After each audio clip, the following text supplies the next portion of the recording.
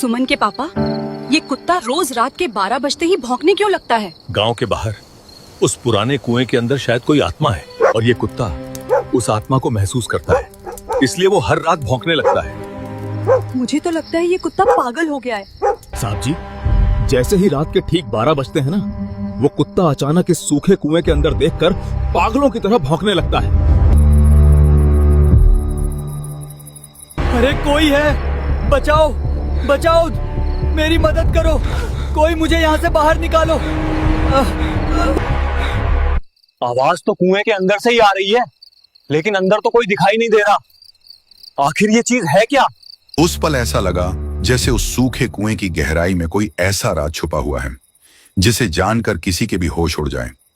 दोस्तों, ये कहानी है सीमापुर नाम के उस आखिरी गांव की, जहां लोगों के लिए जिंदगी जीना नहीं बल्कि हर दिन मौत का इंतजार करना जैसा था।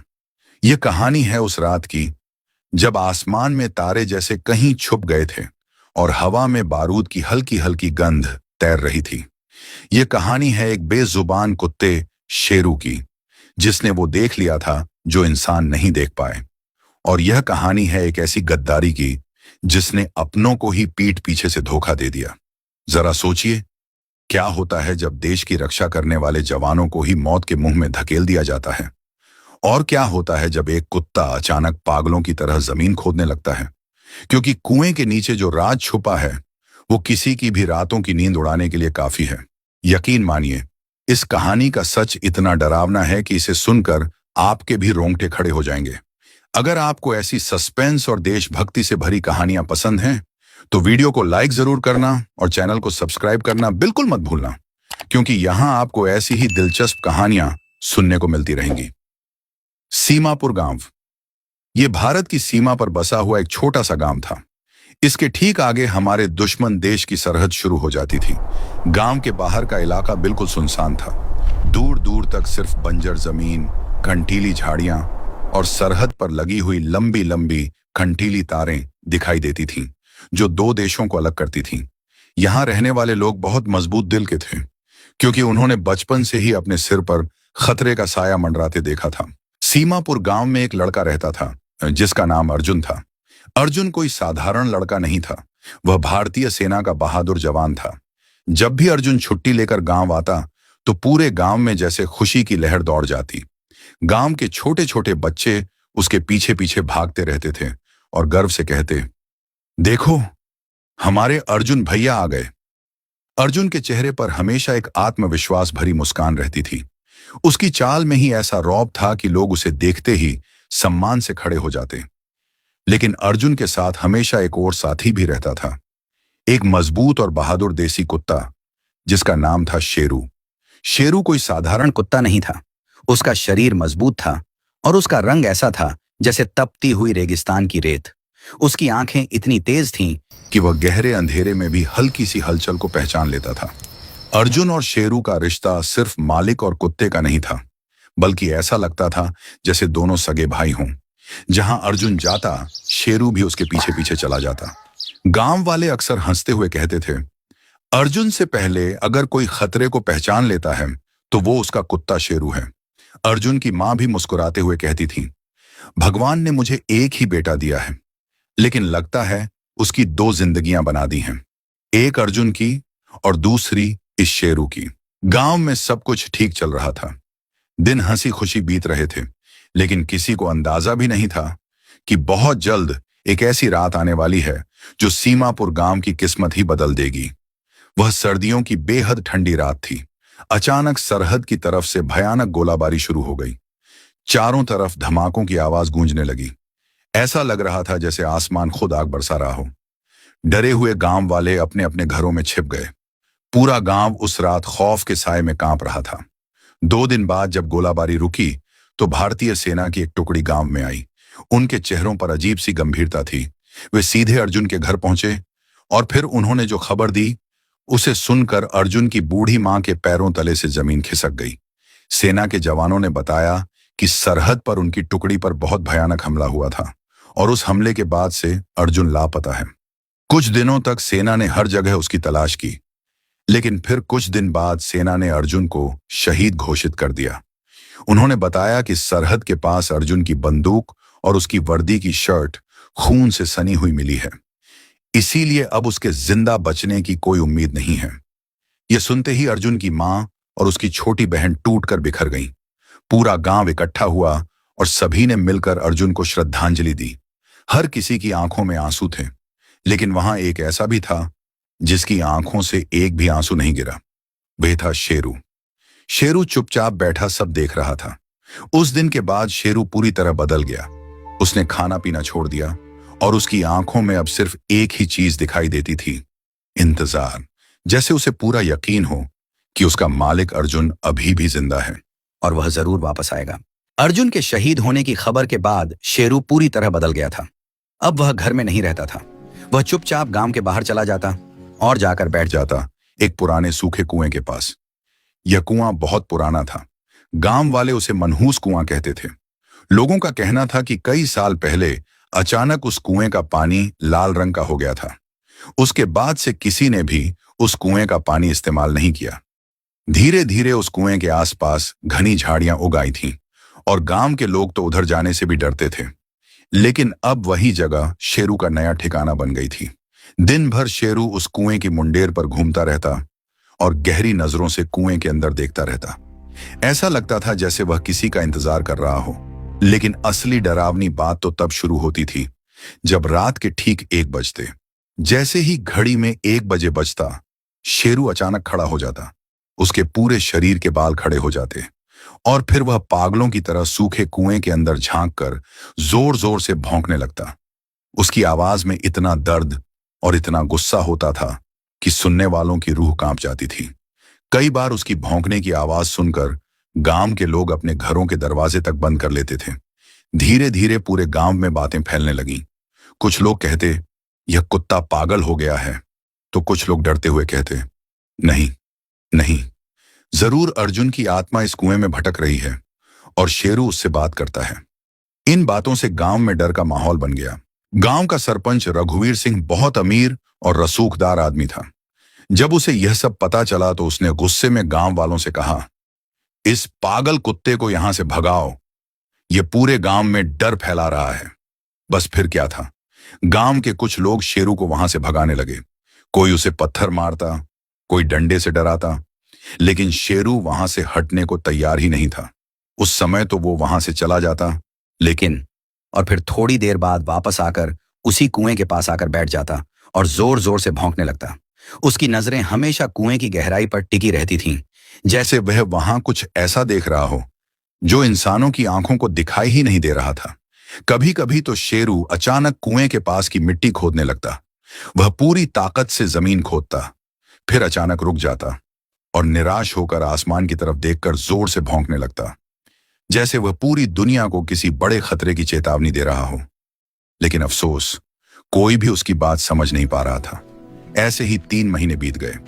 गांव वालों के लिए यह सब एक रहस्य बन चुका था, लेकिन उन्हें क्या पता था कि उस सूखे कुएं के नीचे एक ऐसा खौफनाक सच छुपा हुआ है जो बहुत जल्द पूरे गांव की किस्मत बदलने वाला है।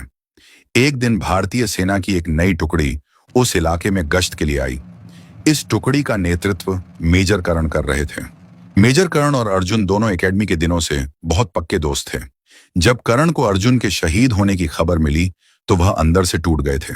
उन्होंने खुद ही अपनी पोस्टिंग इस खतरनाक इलाके में करवाई थी ताकि वे अपने दोस्त की कमी को महसूस कर सकें और उसके परिवार का ध्यान रख सकें।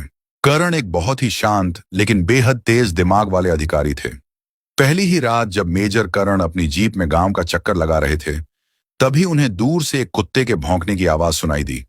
यह आवाज इतनी दर्द भरी थी कि उन्होंने तुरंत जीप रुकवा दी। उन्होंने देखा कि गांव के बाहर उस पुराने कुएं के पास एक कुत्ता पागलों की तरह भौंक रहा था और जमीन खोद रहा था। करण जीप से नीचे उतरे। जैसे ही शेरू ने करण की फौजी वर्दी देखी, वह अचानक शांत हो गया। वह करण के फौजी जूतों को सूंघने लगा और फिर उनकी पैंट पकड़कर उन्हें कुएं की मुंडेर की तरफ खींचने लगा। यह देखकर करण को बहुत अजीब लगा। उन्होंने अपनी टॉर्च निकाली और कुएं के अंदर रोशनी डाली। कुआं बहुत गहरा था। नीचे सिर्फ पत्थर, सूखा कचरा और चारों तरफ अंधेरा ही अंधेरा दिखाई दे रहा था। करण को लगा कि शायद कोई छोटा जानवर नीचे गिर गया होगा और कुत्ता उसी को देखकर भौंक रहा है। लेकिन शेरू का व्यवहार कुछ अलग ही बता रहा था। वह बार बार कुएं के अंदर देखकर भौंकता और फिर करण की तरफ देखकर अपनी पूंछ हिलाने लगता। करण ने टॉर्च की रोशनी कुएं के आसपास की जमीन पर डाली। तभी उन्हें कुछ ऐसा दिखाई दिया जिससे उनके माथे पर चिंता की लकीरें पड़ गईं। कुएं के पास की मिट्टी में कुछ निशान बने हुए थे। ये जूतों के निशान थे, लेकिन ये कोई साधारण जूते नहीं थे। ये भारी आर्मी बूट्स के निशान थे। करण को पता था कि हमारी सेना का कोई भी जवान रात के समय इस मनहूस कुएं के पास नहीं आता है। फिर ये निशान किसके हो सकते हैं? करण के मन में शक पैदा होने लगा। उन्होंने अपने साथ आए हवलदार रामबीर को बुलाया और कहा, रामबीर, कल सुबह हम इस कुएं की पूरी तरह से जांच करेंगे। रामबीर ने थोड़ा झिझकते हुए कहा, साहब, ये कुत्ता तो पागल हो गया है।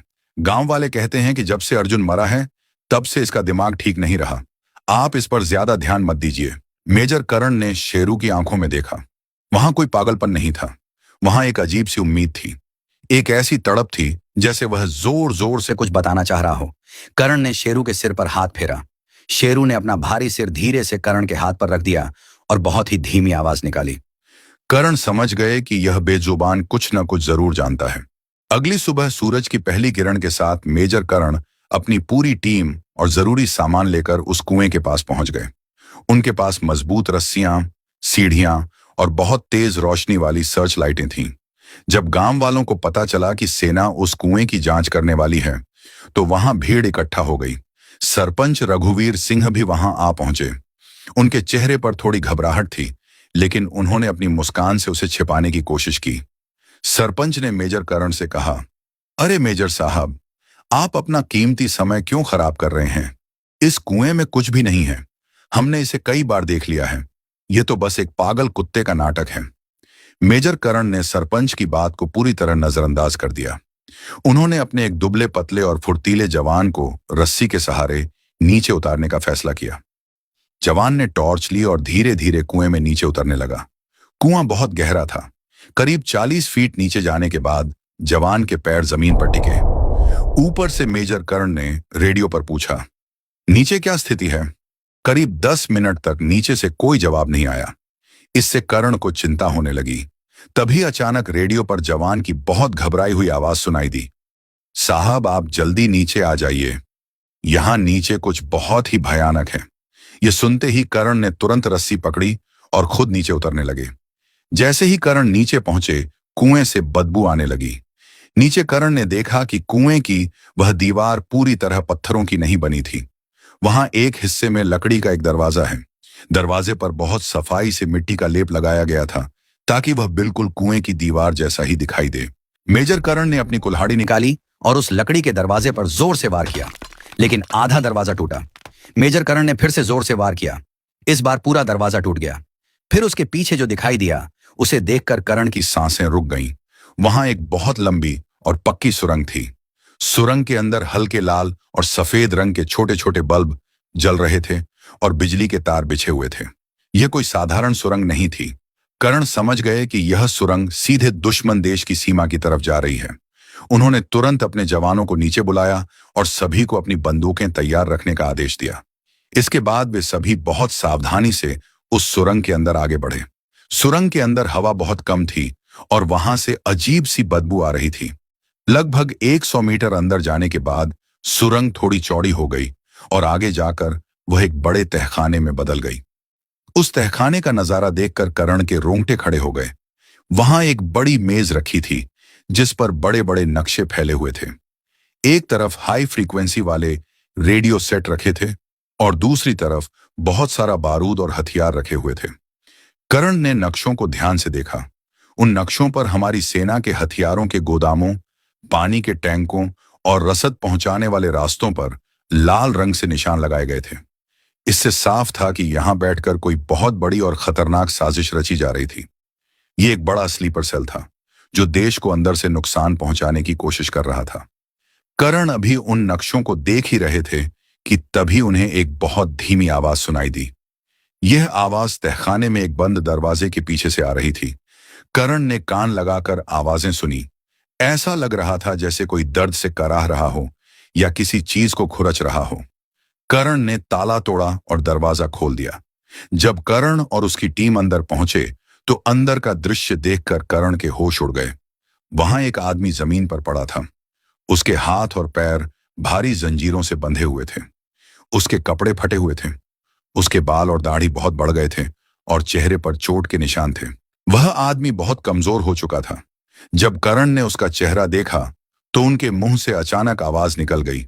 वह अर्जुन था, जिसे 3 महीने पहले शहीद मान लिया गया था। अर्जुन जिंदा था, लेकिन उसे यहां बहुत बुरी हालत में कैद करके रखा गया था। अर्जुन ने जब अपने सामने अपने दोस्त करण को फौजी वर्दी में देखा तो उसकी आंखों से आंसू निकल आए। उसने कांपते हुए होठों से कहा, करण, मुझे पता था शेरू किसी न किसी को यहां जरूर लेकर आएगा। अर्जुन की आवाज इतनी कमजोर थी कि करण को उसकी बात सुनने के लिए अपना कान उसके मुंह के पास ले जाना पड़ा। मेजर करण ने रोते हुए अर्जुन को गले लगा लिया। अर्जुन ने कहा, करण भाई, मुझे थोड़ा पानी पिला दे। करण ने पानी की बोतल निकाली और अर्जुन को पानी पिलाया। इसके बाद उसने जो सच बताया उसे सुनकर सब लोग हैरान रह गए। अर्जुन ने बताया कि 3 महीने पहले उस रात कोई हमला नहीं हुआ था। गश्त के दौरान कुछ लोगों ने धोखे से पीछे से वार करके उसे बेहोश कर दिया था। वे लोग दुश्मन देश के सैनिक नहीं थे, बल्कि उसी गांव के लोग थे। अर्जुन ने बताया कि इस पूरे जासूसी नेटवर्क और हथियारों की तस्करी का मास्टरमाइंड गांव का सरपंच रघुवीर सिंह था। रघुवीर सिंह पैसों के लालच में देश के साथ गद्दारी कर रहा था। अर्जुन को इस सुरंग के बारे में पता चल गया था, इसीलिए रघुवीर सिंह ने उसे रास्ते से हटाने की योजना बनाई।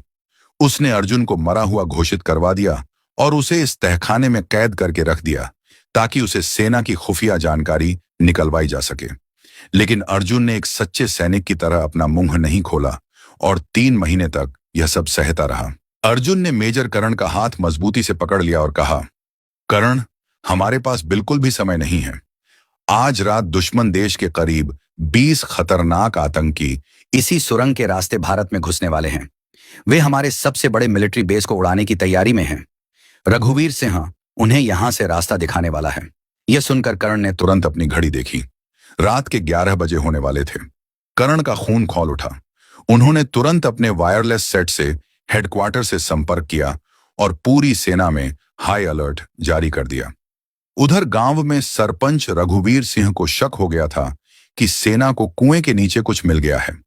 वह अपना सामान बांधकर भागने की तैयारी कर रहा था, लेकिन जैसे ही वह अपने घर से बाहर निकला, सामने मेजर कर्ण और उनकी टीम खड़ी थी। रघुवीर सिंह ने भागने की कोशिश की, लेकिन तभी वहां शेरू आ गया। शेरू ने उस पर ऐसी छलांग लगाई कि वह सीधा जमीन पर गिर गया। शेरू रघुवीर के कपड़े पकड़कर खींचने लगा। रघुवीर सिंह डर के मारे चीखने लगा। तभी 2 पुलिस वालों ने उसे पकड़ लिया। रात के ठीक 1 बजे जब दुश्मन देश के आतंकी उस सुरंग के रास्ते आगे बढ़ रहे थे, तो उन्हें बिल्कुल भी अंदाजा नहीं था कि भारतीय सेना उनका इंतजार कर रही है। जैसे ही वे सुरंग के मुहाने तक पहुंचे, चारों तरफ से भारतीय जवानों ने उन पर फायरिंग शुरू कर दी। वह रात सीमापुर गांव के लिए एक ऐतिहासिक रात बन गई। सभी आतंकियों को मार गिराया गया और जो बचे उन्हें पकड़ लिया गया। अगली सुबह जब अर्जुन को स्ट्रेचर पर रखकर कुएं से बाहर निकाला गया तो पूरा गांव वहां मौजूद था। अर्जुन की मां दौड़ती हुई आई और अपने बेटे के सीने से लगकर जोर जोर से रोने लगी। गांव के लोग जो कल तक शेरू को पागल कह रहे थे, आज शर्म से अपनी नजरें झुकाए खड़े थे। अर्जुन ने बहुत कमजोर आवाज में शेरू को पुकारा। शेरू दौड़ता हुआ उसके पास आया और उसके चेहरे को चाटने लगा। अर्जुन भी उसके ऊपर हाथ फेरने लगा। कुछ हफ्तों बाद जब अर्जुन पूरी तरह ठीक हो गया तो सेना के मुख्यालय में एक बड़ा सम्मान समारोह आयोजित किया गया। अर्जुन को उसकी बहादुरी और देश के प्रति उसकी निष्ठा के लिए राष्ट्रपति द्वारा शौर्य चक्र से सम्मानित किया गया। लेकिन उस दिन का सबसे बड़ा हीरो कोई इंसान नहीं, बल्कि एक बेजुबान कुत्ता था। सेना प्रमुख ने खुद शेरू को एक विशेष मेडल पहनाया। इसके बाद शेरू को सेना में आधिकारिक तौर पर शामिल कर लिया गया। सरपंच रघुवीर सिंह को देश के साथ गद्दारी करने के अपराध में अदालत ने उम्र कैद की सजा सुनाई। वह सूखा कुआं, जिसे कभी लोग मनहूस और डरावनी जगह मानते थे, आज उसी गांव के लोगों के लिए सम्मान और यादगार की जगह बन गया है। आज भी सीमापुर गांव के लोग अपने बच्चों को शेरू की कहानी जरूर सुनाते हैं, ताकि वे समझ सकें कि इंसान कभी कभी लालच में आकर बदल सकता है, लेकिन एक कुत्ता अपने मालिक और अपने फर्ज के प्रति आखिरी सांस तक वफादार रहता है। यह कहानी हमें एक बहुत बड़ी सीख देती है। कभी कभी जिन लोगों या जानवरों को हम पागल या बेकार समझ लेते हैं, वही सबसे ज्यादा सच्चे और वफादार साबित होते हैं। देश की रक्षा सरहद पर खड़े जवानों के साथ साथ हर वह दिल भी करता है जिसके दिल में अपने देश के लिए सच्चा प्यार हो, फिर चाहे वह दिल किसी इंसान का हो या किसी बेजुबान जानवर का। अगर आपको यह कहानी पसंद आई हो और शेरू की वफादारी ने आपके दिल को छुआ हो, तो वीडियो को लाइक जरूर करें और इसे अपने दोस्तों के साथ शेयर भी करें।